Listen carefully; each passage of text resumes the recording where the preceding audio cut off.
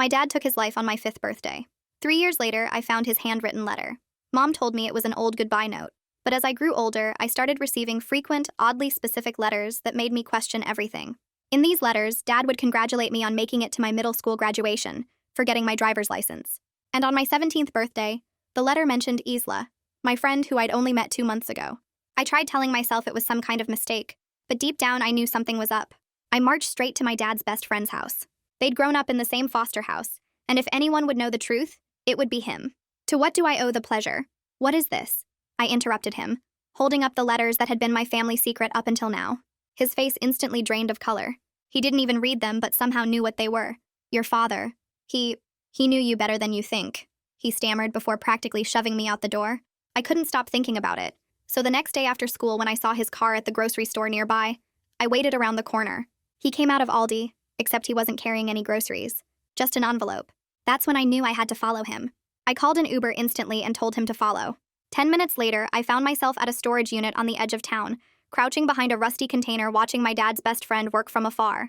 He was in that storage unit for so long that by the time he finally came out of it and drove away, I'd fully finished 2 Natasha Chamberlain podcast episodes. That's when I snuck in. The storage unit was still unlocked, probably because he was A, kinda dumb, and B, it hadn't expected a psycho beach to come snooping around. Inside the unit, boxes lined every wall. I opened the closest one and nearly dropped it. Hundreds of letters instantly spilled out, and these were all addressed to different girls. Natasha, Paige, Chloe, all written like they were from dead fathers. Then I spotted one that made my blood freeze. For Sophie, my name, 18th birthday. That was 3 weeks away. My fingers trembled as I opened it. It started off with normal, proud father stuff. Then, soon we can finally be together again. Follow the instructions. I started freaking out. He was actually planning to lure me somewhere. Where would he have taken me? And what would he do once we were alone? I was about to sneak out to just get some air until I saw the filing cabinet. Inside were folders filled with girls' photos. The photos didn't have names on them at first, but after reading the letters, I could match the physical appearance as described in the letters to their names. I pulled up Google and searched the names, and my blood went cold. Paige Wright, missing. Amanda Thompson, missing. All vanished right before turning 18. My 18th birthday was in 3 weeks. I grabbed everything I could carry and sped to Victor's house. You wrote these, I said, dumping the folders on his Kit Collins table. He didn't even deny it. Parents pay me to write them to grieving daughters who need comfort, but your mom never gave me a dime. His hands shook as he pulled out a ledger.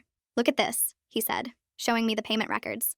Most parents only pay me for a year, maybe 2, but someone's been paying me monthly for 12 years to write to you. He showed me the pickup address where he collected his fee, Starfire Grief Center. I recognized it instantly. It was a therapy center I went to twice after Dad died. Wait, all these missing girls, did they go to Starfire too? He nodded, looking sick. They all disappeared right before their 18th birthdays. Except for one, Natasha Collins, aged 19. There was an address crossed out in red pen on her file, but I could still make out Leng Books.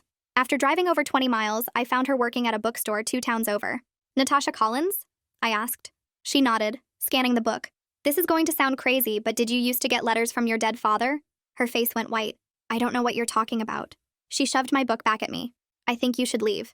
Wait, I pulled out one of my dad's letters, hands shaking. I get them too. Every birthday since I was 8. She looked around the empty store, then grabbed my arm. A week before my 18th birthday, I got one saying Dad was waiting for me at the old Starfire building.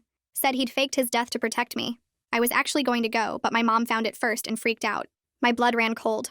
I left immediately, driving home in a panic. That night, a letter slipped under my door. 3 weeks before my birthday. I opened it with shaking hands. My dearest Sophie, I've waited so long for this. Midnight on your 18th birthday. Come to the Starfire building. Come alone. I got ready to leave. Requested Reads is on Spotify now. Check out link in the description or comments. To leave to the police, but my hands froze on my phone. I couldn't just walk into a station and dump this on some random cop who might not believe me or might mess everything up. I needed someone who would actually listen and know what to do.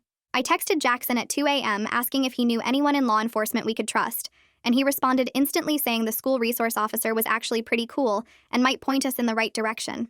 I barely slept that night, just kept staring at the letter and thinking about Natasha almost going to that meeting. The next morning, I walked into school early and headed straight to the SRO's office before I could chicken out. She listened to my whole story for maybe 10 minutes, looking at the letters I brought, and then she picked up her phone without even asking if I was okay with it. She called someone named Barry and said she had a case he needed to hear about immediately. Within an hour, I was sitting in a coffee shop across from Detective Barry Holder, spreading letters and photos across the table between our drinks. He had kind eyes, but they got really serious when I explained about the missing girls and Victor and the 12 years of payments. He took notes on everything, asked detailed questions about exact dates and times, and promised this would stay between us until we had a solid plan. I felt this huge weight lift just having an actual detective believe me instead of thinking I was paranoid or crazy. 2 days later, Barry called and asked me to meet him at the same coffee shop. He pulled out his laptop and showed me security footage from the Aldi, and there was Victor walking out at exactly the time I remembered, carrying just an envelope and nothing else. Seeing it on screen made everything feel more real, like I wasn't making this up in my head. Barry said he was working on getting warrants but needed to build the case carefully, so nothing got thrown out later. That afternoon, I was sitting in chemistry class when my phone buzzed with an Instagram DM from an account with 0 posts and no profile picture. The message just said, "Stop asking questions," and my heart started pounding, so hard I thought everyone could hear it. I screenshot it immediately and sent it to both Barry and Jackson, my hands shaking so bad I almost dropped my phone. Barry called me during lunch and said he traced the account to a burner email address, but couldn't get much further without a subpoena. He told me the threat itself was actually evidence that we were getting close to something, which somehow made me feel both safer and more scared at the same time. That evening, Barry picked me up in an unmarked car and drove me past the Starfire building. It sat in this industrial area outside town with a bunch of empty lots around it, looking way less welcoming than the photos on their website. We parked down the block and just watched for over an hour. A few regular-looking people came out around 6 p.m., probably normal clients who had no idea what was really going on inside.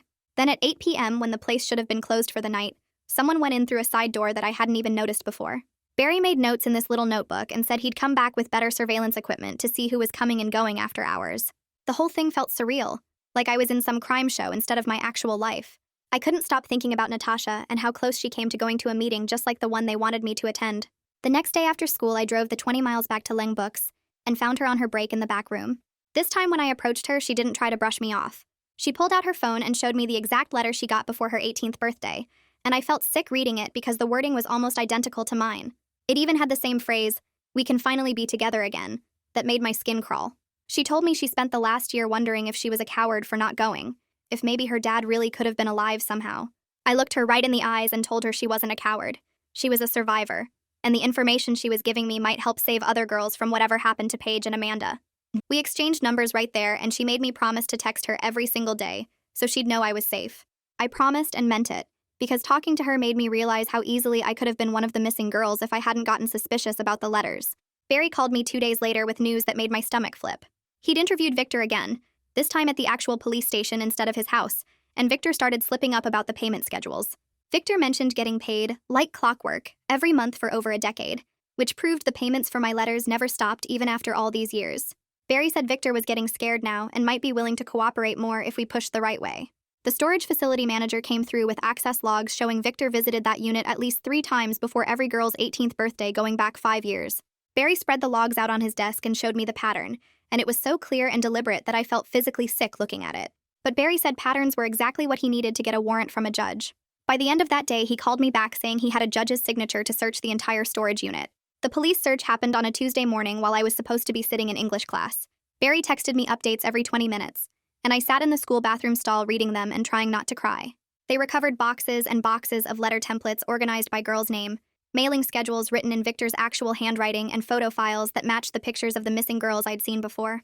I sat there on that toilet reading Barry's texts and crying with relief that I wasn't making this whole thing up, that there was real evidence now that other people could see. When I finally came out of the bathroom, my eyes were all red and puffy, but I didn't even care.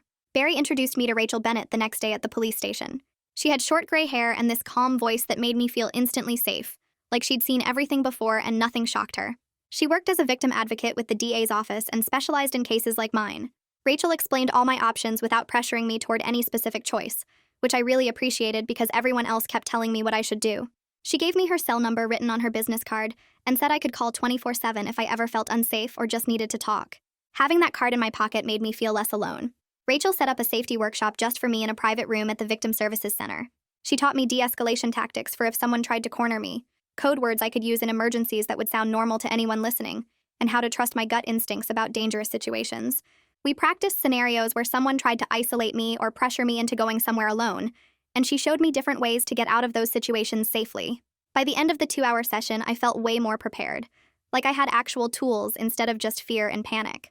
Rachel made me practice the code words until I could work them naturally into conversation, and she gave me a small personal alarm to keep on my keychain. The next afternoon, Jackson came over with his laptop and we spread out all the scanned letter copies on my bedroom floor. He pulled up some software that could analyze email headers and digital footprints, and we started feeding the scanned images through his system. About 20 minutes in, he stopped scrolling and pointed at his screen, showing me a bunch of code I didn't really understand. He explained that all the letters had been printed at the same copy shop, some place called Quick Print Solutions that was only 3 blocks from Starfire.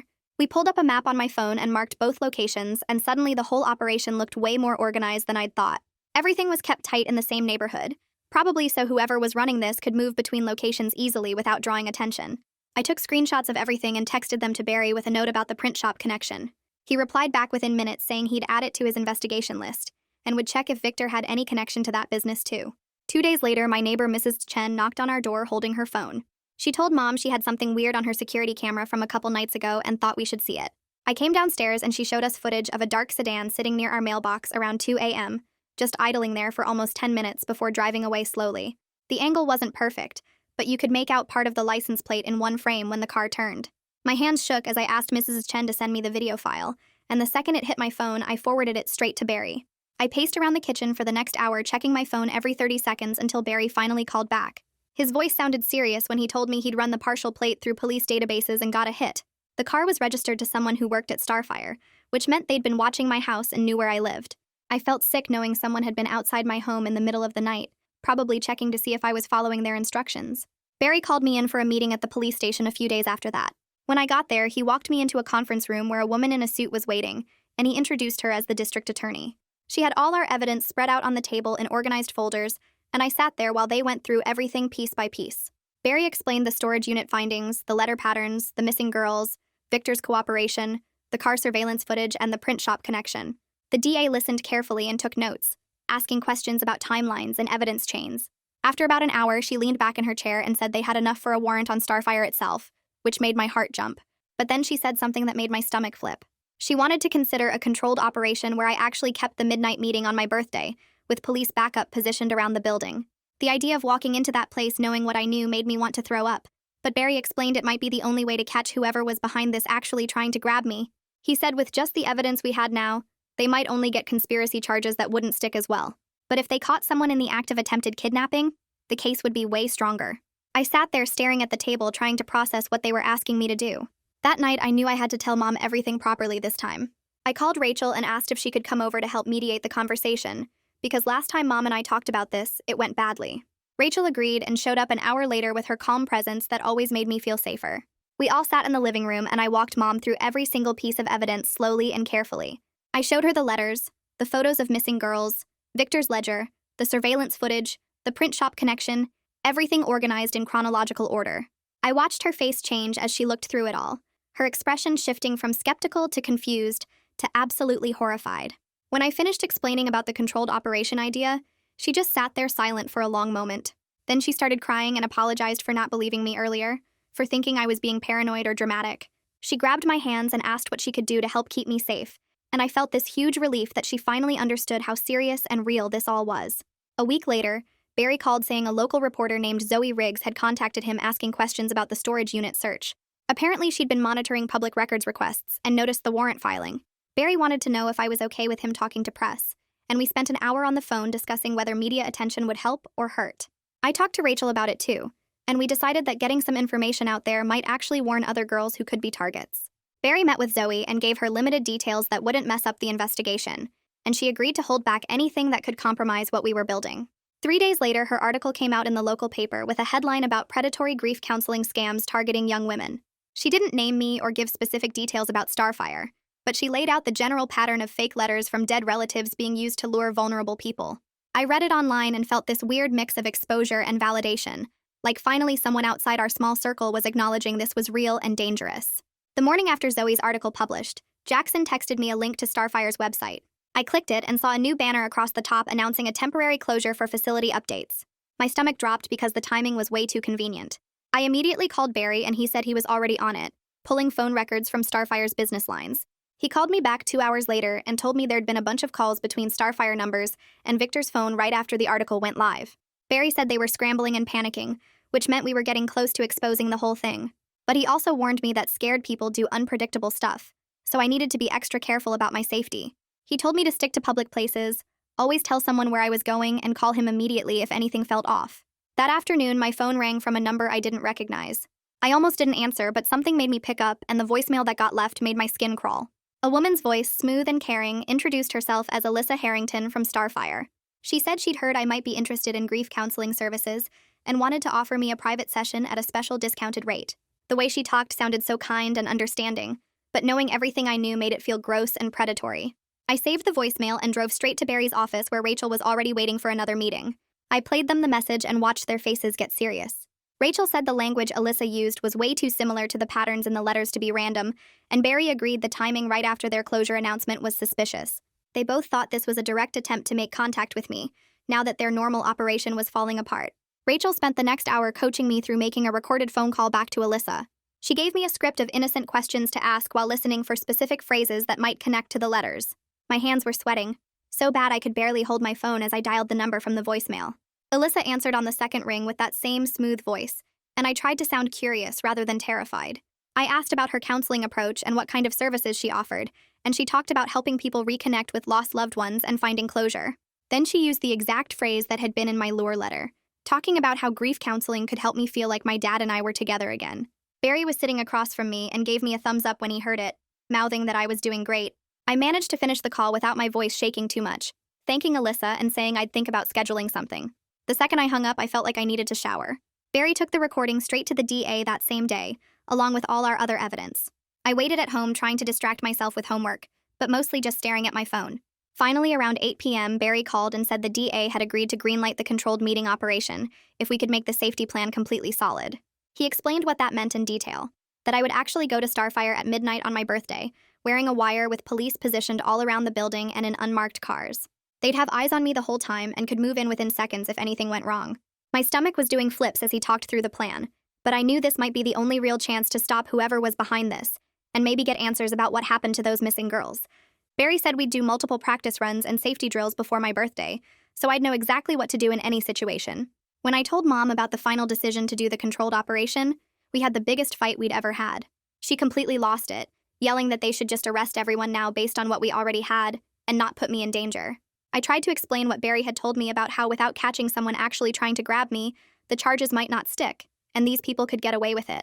Mom said she didn't care about charges sticking. She cared about me being safe, and nothing was worth risking my life. We went back and forth for over an hour, both of us crying and frustrated.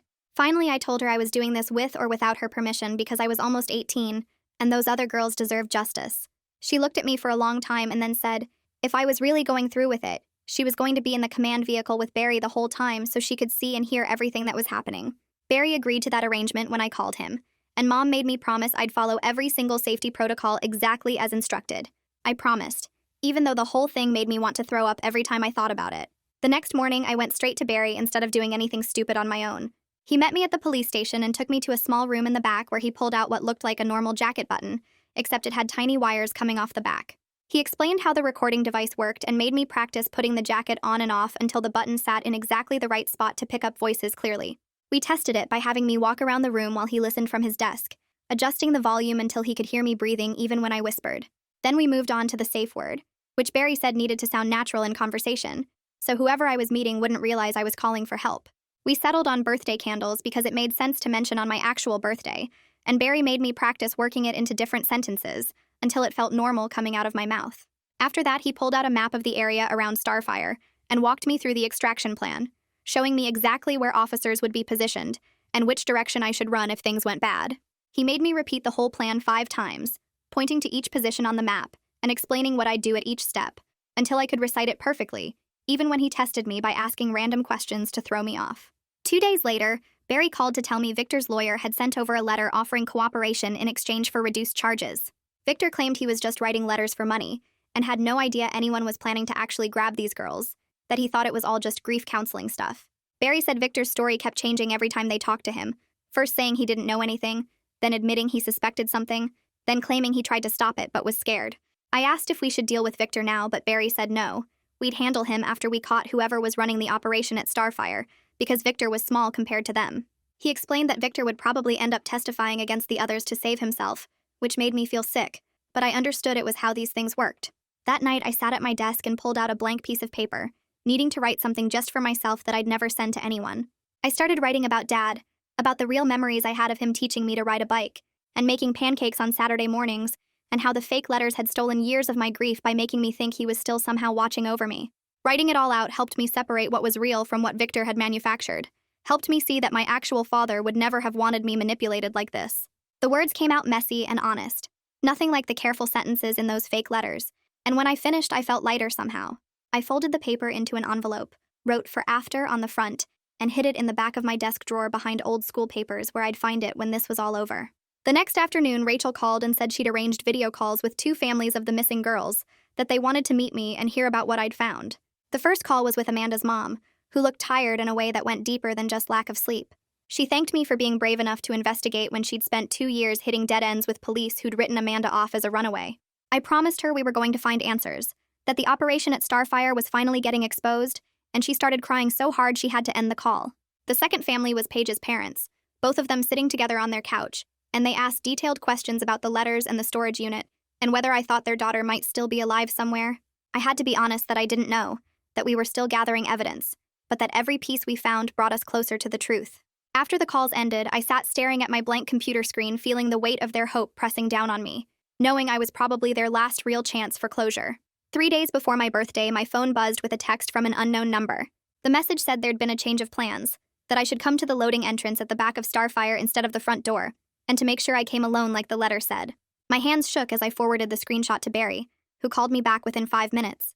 He said the change actually worked better for police positioning because the loading area was more isolated, and they could set up closer without being spotted. The fact that they were texting me directly meant they were fully committed to this meeting happening, that they believed I was going to show up. Barry told me not to respond to the text, to just let them think I'd seen it and agreed, and I spent the rest of the day trying not to think about what midnight would actually be like. The police station conference room felt too bright and too crowded when Barry brought in the additional officers for the full briefing. I sat at the end of the long table while they discussed entry points and communication protocols, passing around photos of the Starfire building and marking up maps with different colored pens. Someone asked about backup plans if I couldn't get to the extraction point, and another officer explained the secondary positions they'd have ready. They talked about me like I was part of the operation, rather than just some scared kid, going over arrest procedures and evidence collection while I tried to focus on breathing slowly. One of the younger officers looked at me and asked if I was sure I wanted to go through with this, if I understood the risks. And I said yes, because every time I closed my eyes, I saw Paige and Amanda and the others, who didn't get a chance to stop this from happening to them. The night before my birthday, Rachel showed up at my house with a bag full of supplies for what she called grounding exercises.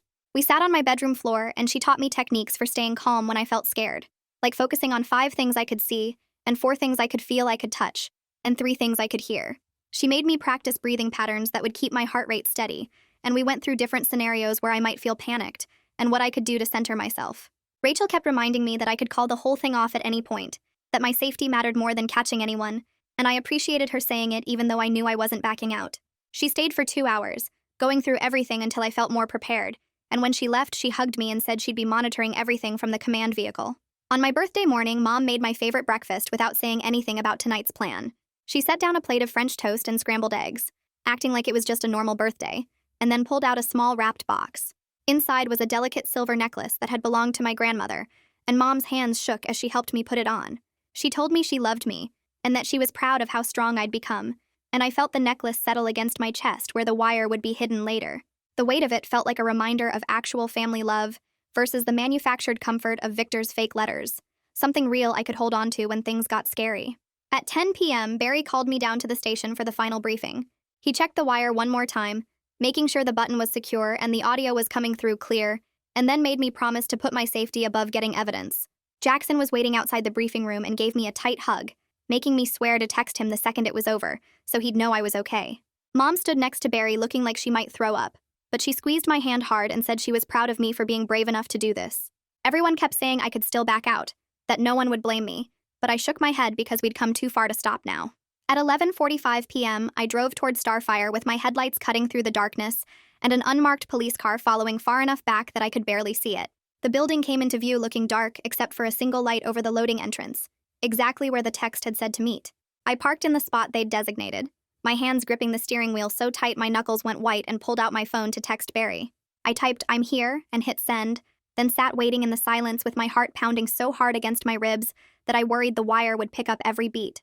The clock on my dashboard switched to 11:58, and I watched the seconds tick by while my breath fogged up the windshield. At exactly midnight, a figure stepped out from the shadows near the loading entrance, and I recognized Victor's walk before I could even see his face clearly. He moved toward my car with his hands in his pockets, looking relaxed and friendly, like he was just meeting me for coffee instead of trying to lure me into a building where girls had disappeared. I opened my car door because that was the plan, and stood up on shaking legs while Victor smiled at me with that same warm expression he'd used my entire life. He started talking about how proud my dad would be of me for being so brave, and how special this night was going to be. His voice had that caring tone that used to make me feel safe when I was little, and now it just made my skin crawl knowing what he really was. I managed to say something about being nervous and excited, which was what Barry told me to say, and Victor nodded like he understood completely. He kept going on about my dad and how much he loved me, and I had to focus on breathing steady, so the wire would pick up his words clearly. Then the door behind Victor opened and a woman walked out into the light wearing nice clothes and a smile that looked painted on her face. She introduced herself as Alyssa Harrington, and said she was here to help facilitate my reunion with my father. Her smile stayed frozen in place while her eyes moved over me like she was checking that I came alone, and I felt my stomach twist. Alyssa gestured toward the door and explained that we needed to go inside for privacy, because this was such a special moment. She used this soft voice that probably worked on other girls, but I could hear the push behind it. I started asking questions like Barry coached me to do and worked in phrases about wanting to understand what would happen next. Alyssa answered smoothly, but I noticed her smile got a little tighter each time I asked something new. Victor tried to help by telling me more stories about my dad and how he used to talk about me all the time. I stalled for another minute by saying I needed to grab my phone from the car, and Alyssa's hand shot out toward my arm. I stepped back automatically and said I just wanted to wait a minute because I was feeling nervous.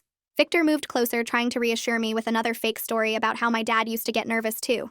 Alyssa's smile changed, and I watched her eyes go cold, while she calculated whether to keep playing nice or push harder. The patience in her expression looked predatory now, like she was deciding the best way to corner me, and I knew Barry had been right about everything. I was about to work in the safe word when bright lights suddenly flooded the entire parking lot from every direction. Barry's voice came over a loudspeaker telling everyone to freeze and stay exactly where they were. Alyssa's face transformed in an instant from fake warmth to pure fury, and she spun around trying to run back into the building. 2 officers came out of nowhere and tackled her right at the door while she fought and screamed. Victor just stood there with his hands going up in the air, looking completely defeated, like he knew this was always going to be how it ended. More police cars pulled into the lot with lights flashing and officers jumping out, moving fast and organized. I stayed next to my car like Barry told me to and watched everything happen, feeling like I might throw up from the adrenaline. Officers emerged from inside the building, bringing out another man in handcuffs who I'd never seen before in my life. He must have been waiting inside for them to bring me in, and I felt sick thinking about what would have happened if I'd actually gone in there alone. Barry walked over to my car and told me to stay put while they processed the scene, and his voice was calm and professional. I sat back down in the driver's seat, shaking all over while officers moved around taking photos and talking into radios. Victor stood with his hands cuffed behind his back, staring at the ground, and Alyssa was screaming something at the officers holding her. It was over, and I was safe, and they were all in handcuffs, and I couldn't quite believe it was real. Victor's phone was lying smashed on the ground near where he'd been standing, and Barry came over to look at it. He said Victor might have dropped it on purpose to destroy evidence, but they bagged it anyway along with everything else. They also took Alyssa's phone and some paperwork she'd been carrying in a folder. An officer came over with a tablet, and I gave my full statement right there in the parking lot describing everything that happened. My voice came out steadier than I expected now that the immediate danger was gone, and I could focus on getting every detail recorded. The officer asked me specific questions about what Victor and Alyssa said, and I repeated their words as exactly as I could remember them. By the time we finished my statement, it was almost 2 a.m., and Barry said I could go home. Mom was waiting in the command vehicle, and she practically ran over to hug me, so tight I could barely breathe. We drove home in silence because there weren't really words for what had just happened. When we got home at 3 a.m., we just sat on the couch together, not talking, while I tried to process everything. My phone buzzed with a text from Jackson asking if I was okay, and I sent back a thumbs up because I didn't have the energy for actual words yet. Rachel called a few minutes later to check in and said she was so proud of me, and we scheduled a follow-up appointment for tomorrow afternoon. I fell asleep right there on the couch with Mom's arm around me, and for the first time in weeks, I actually felt safe. The next morning, my phone rang and I saw Barry's name on the screen. He told me that Victor had surrendered through his lawyer during the night and was cooperating fully now that he was facing serious charges. Victor admitted he knew the letters were part of a grooming operation, but he'd convinced himself he was just helping grieving families cope with loss. His excuses made me feel sick, but Barry said the cooperation meant they could build a much stronger case against everyone involved. Within 48 hours, the DA filed formal charges against Victor and Alyssa for conspiracy to commit kidnapping. Additional charges were pending as the investigation continued into the full scope of the operation. The judge set really high bail amounts and ordered GPS monitoring for Victor, along with no contact orders protecting me and all the other families. I saw the charges listed in the newspaper the next day, and reading them in print made everything feel official and real in a way it hadn't before. Barry called again to tell me they'd gotten warrants to search additional storage units and the main offices at the building. The search teams found personal belongings that had belonged to 2 of the missing girls, and I felt my chest get tight. Barry said he was calling each family personally to tell them about the discoveries.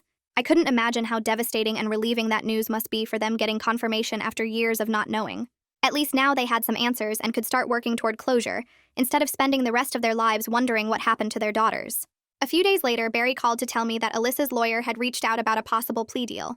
He explained that she was offering to provide information about the full operation in exchange for a reduced sentence, and the DA was considering it because these kinds of deals were pretty common in big cases.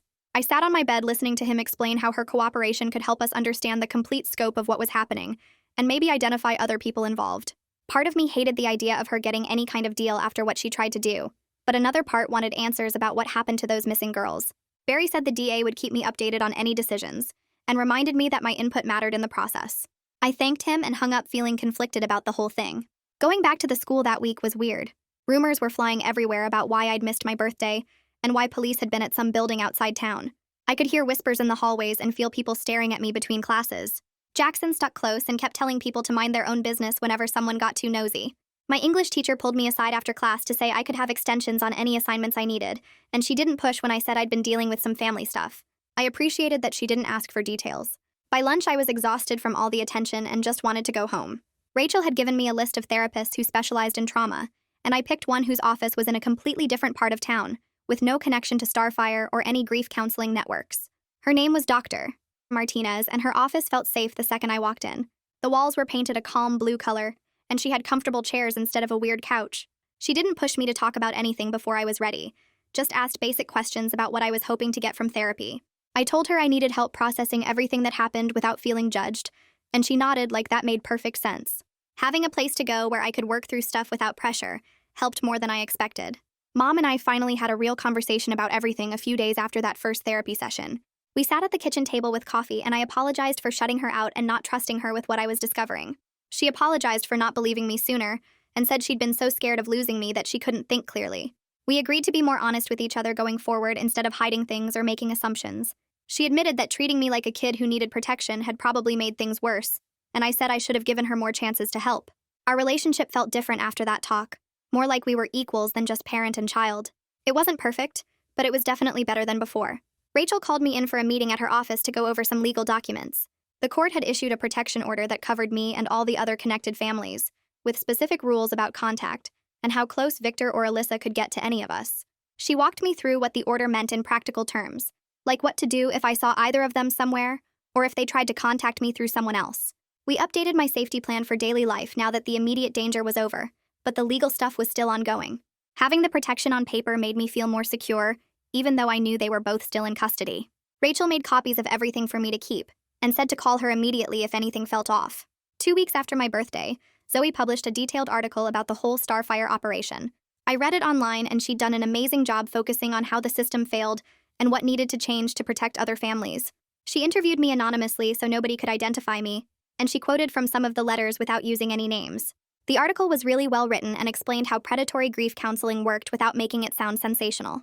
Within a few days of publication, the state licensing board announced they were investigating Starfire and would be conducting a full review of their practices.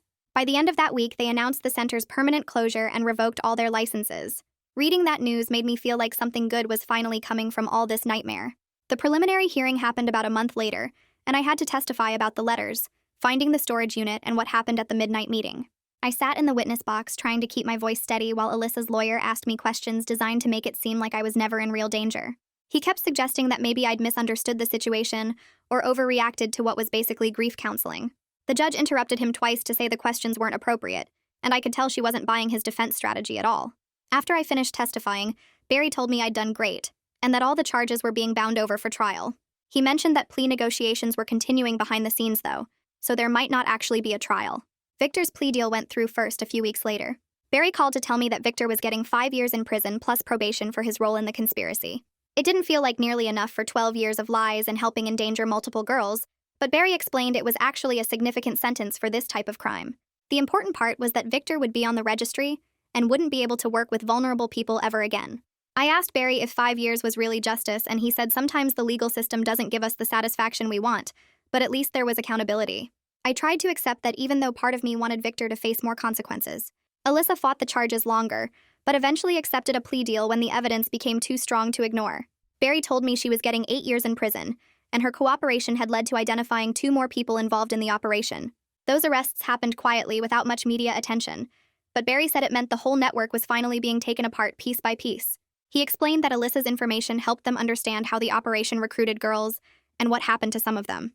I didn't ask for specific details because I wasn't sure I could handle knowing everything yet. About a week after Alyssa's sentencing, I got a letter forwarded through Rachel from one of the other families. The mother wrote to thank me for being brave enough to investigate and report what I found. She explained that her daughter's case was reopened with new evidence from the Starfire investigation, and they finally had real hope for answers after years of not knowing. Reading her words made me cry, but in a good way, like all the fear and stress had actually been worth something. She said her family would be forever grateful that I didn't just ignore the weird letters, and that my actions might bring them closure. I folded the letter carefully and put it in my desk drawer next to the one I'd written to myself about Dad. A few weeks later, Natasha texted asking if I wanted to meet for coffee, and I drove to the cafe near her bookstore feeling nervous, but also relieved to talk to someone who understood. She looked different from the first time I saw her, less scared somehow, and we sat in a corner booth away from other people. She told me she'd started seeing a therapist who specialized in manipulation and predatory behavior, and for the first time she was actually processing what almost happened instead of just trying to forget it.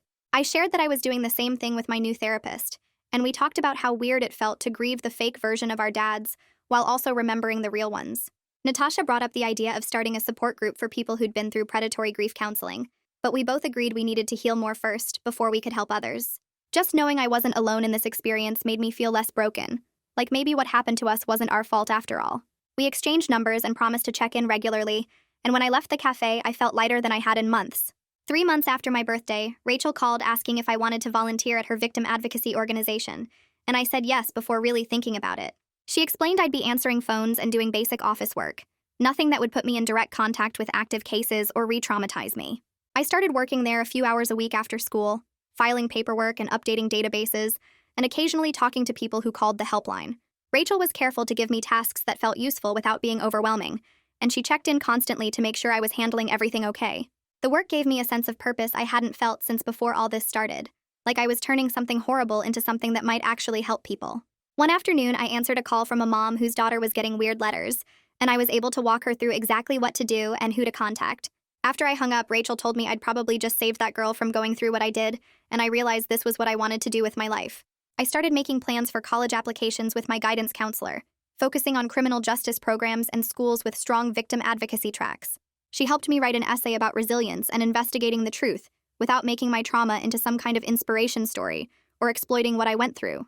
The essay talked about learning to trust my instincts and taking action when something felt wrong, and how those skills would help me in whatever career I chose. I actually felt excited reading through college websites and imagining myself studying criminology or legal advocacy, like I had a real future instead of just trying to survive each day. My guidance counselor said my essay was one of the strongest she'd read, and she thought I had a good shot at getting into competitive programs. The experience changed me for sure, but it didn't break me the way whoever ran Starfire probably hoped it would. Mom and I started developing new traditions that had nothing to do with the fake letters or manufactured memories of Dad. We began taking Sunday morning walks around the neighborhood, just talking about normal stuff like school and her work, and what we wanted to cook for dinner. Twice a week we made dinner together, trying new recipes and listening to music and actually communicating instead of dancing around difficult topics. She told me stories about Dad that were real, things I'd forgotten or never knew, and I shared memories from when I was little that she'd never heard my perspective on. We were rebuilding trust and connection based on honest communication, instead of the false comfort those letters provided for 12 years. Our relationship felt healthier now than it had been since Dad died, like we were finally grieving together as a real family, instead of me grieving alone with fake words. Mom admitted she'd relied on those letters too much, using them as a way to avoid dealing with her own pain, and I understood because I'd done the same thing. The State Attorney General's office announced a broader investigation into grief counseling fraud after Zoe's article got picked up by bigger news outlets. They released a statement about new regulations for the industry, including background checks for counselors and oversight of organizations that work with grieving families.